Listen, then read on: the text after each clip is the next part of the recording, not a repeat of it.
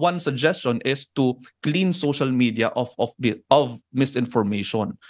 Yung kinakailangan magkaroon tayo ng trust that this misinformation on social media wherein ang daming mga tao ang narito, we also have to be there. Tayo rin mismo, kami rin mga professional, mga doktor, kinakailangan naroon tayo. And the misinformation that are being told by some groups na hindi naman tama talaga yung sinasabi. Say for example, we've seen people na kumain ka ng ganito, maganda ito para sa iyo sapagkat nakita sa pag-aaral na kapag papababa ito ng creatinine clearance at kapag papataas ng creatinine ay maganda to sa bato mo. Sa unang pakinig, magandang pakinggan, pero sa katotohanan kabaliktaran yung sinasabi nung nagsasalita.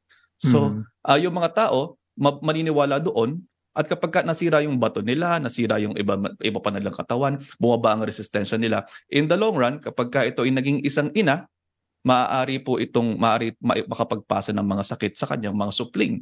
That's why misinformation on social media is very, very rampant and we have to be there. That's the first suggestion.